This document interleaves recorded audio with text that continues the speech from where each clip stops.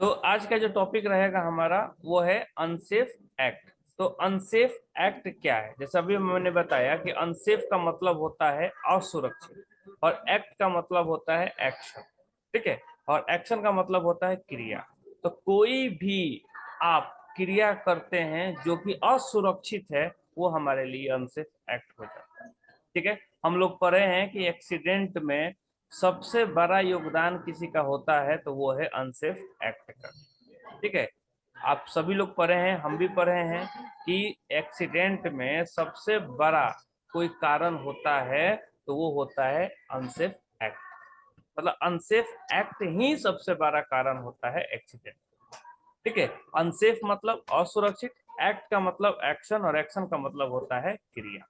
ठीक है, तो कोई भी आप क्रिया कर रहे हैं, क्रिया मतलब काम, कोई भी आप काम कर रहे हैं, अगर आपका काम करने का तरीका सही नहीं है तो वो आपके लिए क्या हो जाएगा? अनसेफ एक्ट हो जाएगा। या आप किसी से कोई कामें करवा रहे हैं लेकिन अगर आपका बिहेवियर सही नहीं है तो वो आपके लिए अनसेफ एक्ट हो जाएगा।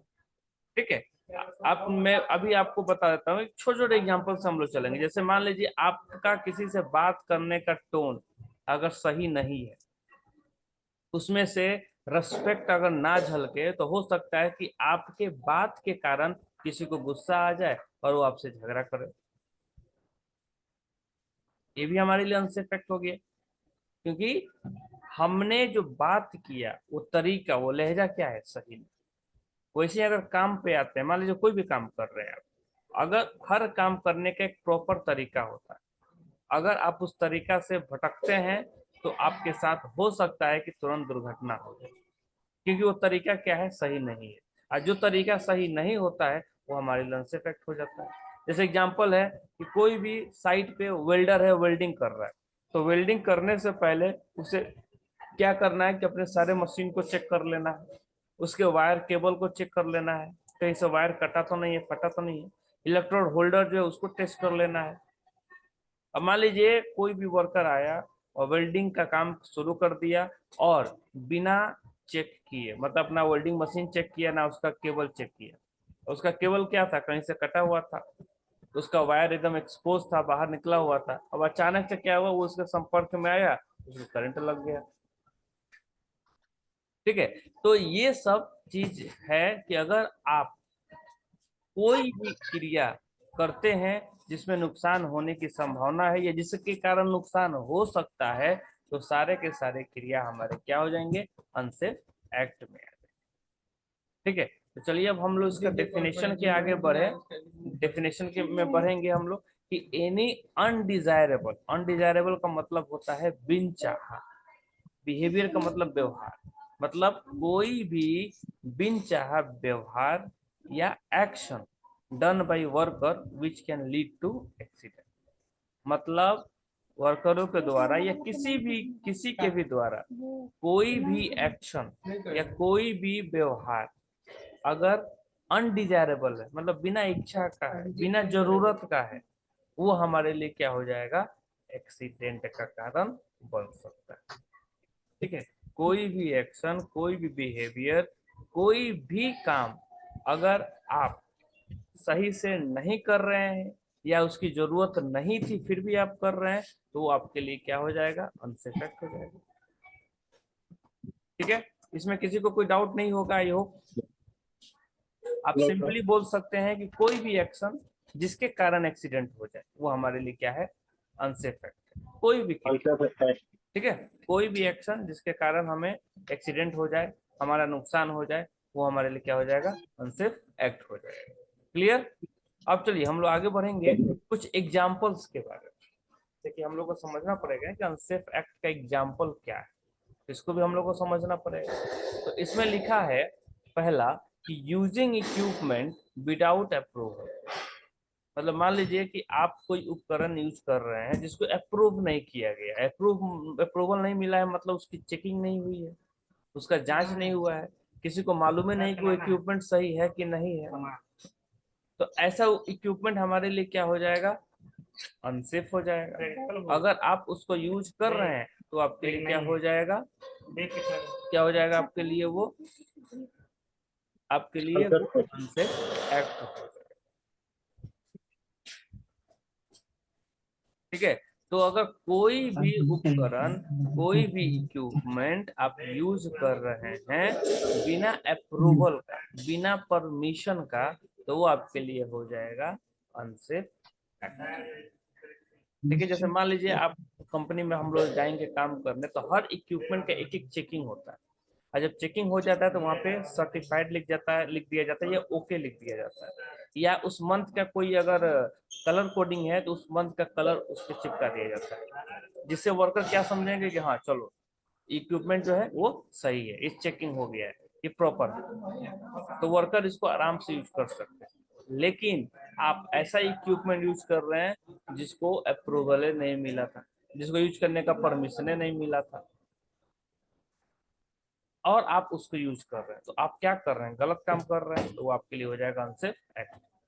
दूसरा पोजीशन क्या है, टेकिंग अनसेफ पोजीशन, मतलब आप ऐसे जगह पे जाके खड़े हो जा रहे हैं जो आपके लिए असुरक्षित है। जैसे कोई क्रेन से मटेरियल उठा हुआ है और उसी मटेरियल के नीचे जाके खड़े हो गए, जैसे स्काफोल्ड बना हुआ है उसी के नीचे जाके खड़े हो गए, या कहीं से बिल्डिंग तोड़ा जा रहा है, बिल्डिंग को डेमोलिशन किया जा रहा है और उसी के नजदीक जाके खड़े हो गए, तो आप खड़े हुए ना, आप जाके खड़े हुए हैं, तो आप क्या कर रहे हैं, अनसेफ एक्ट तो कर रहे हैं। लोडिंग और unloading of material in irresponsible manner, अगर आप किसी भी सामान का लोडिंग या अनलोडिंग कर रहे हैं वो भी इररिस्पॉन्सिबल मैनर, गैर जिम्मेदार तरीके से, ये क्या हो जाएगा आपके लिए, अनसेफ एक्ट हो जाएगा। Not using personal safety device like helmet, gloves, अब जो आपको पीपी दी गई है यूज करने के लिए, उसको आप यूज नहीं कर रहे। जैसे हम लोग बाइक चलाते हैं, हेलमेट यूज नहीं करते, हेलमेट क्या करते हैं, हाथों में लगा लेते हैं। अच्छा अभी बताइए, हेलमेट जो है हाथ में लगाने के लिए है क्या, उस सर पे लगाने के लिए, लेकिन हम लोग टंगले रहेंगे हाथ में, लेकिन टांगे रहेंगे, लेकिन उसको यूज नहीं करेंगे। यूज कब करेंगे, जब आगे देखेंगे आप पुलिस वाला। अब मान लीजिए पुलिस वाला से पहले ही कहीं आपकी बाइक स्कीड हुई, आप गिर गए,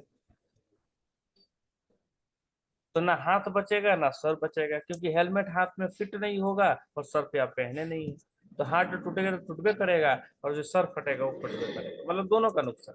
अगर वही हेलमेट आप अपन सर पे लगा लेते तो किसी प्रकार का कोई नुकसान नहीं होता, आपका सर बचा रहता, क्योंकि सर हमारे लिए क्या है, बहुत इंपॉर्टेंट पार्ट है, एक इंपॉर्टेंट हिस्सा है।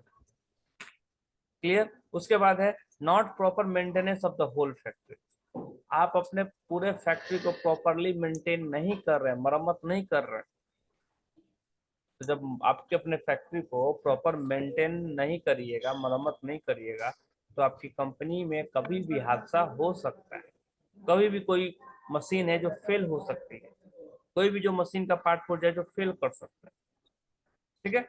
Not following safety rules and regulation, अब कोई भी जो नियम कानून है उसको आप फॉलो ही नहीं कर रहे हैं, तो आप तो गलत कर रहे हैं ना। अब देखिएगा सड़क जो है उसमें बीच से एक मार्किंग कर दिया जाता है, जिससे क्या हो कि आने वाली गाड़ी इधर से उधर से आएंगी और जाने वाली गाड़ी इधर से जाएंगी।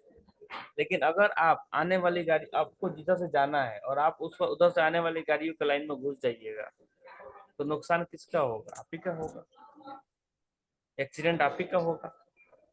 ठीक है, तो आप क्या कर रहे हैं, अनसेफ एक्ट कर रहे हैं। क्लियर।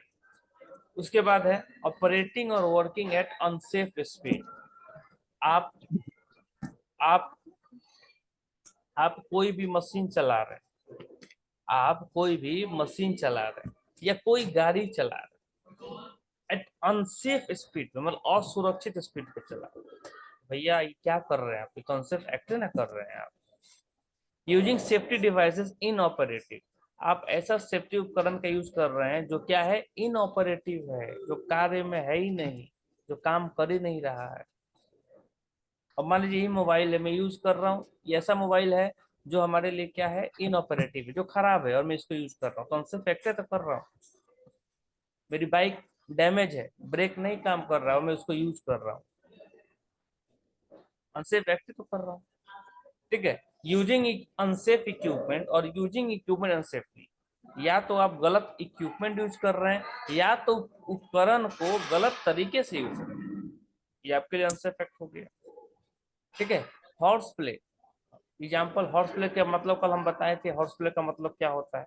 तो हॉर्स प्ले का मतलब क्या होता है, जैसे बदमाशी करना साइड पे, जैसे कि डिस्ट्रैक्टिंग, किसी को कोई काम कर रहा है और उसको आप डिस्टर्ब कर रहे हैं, उसको डिस्ट्रैक्ट कर रहे हैं, उसके काम में बाधा डाल रहा है, तो एक्सीडेंट का कारण बन सकता है ना।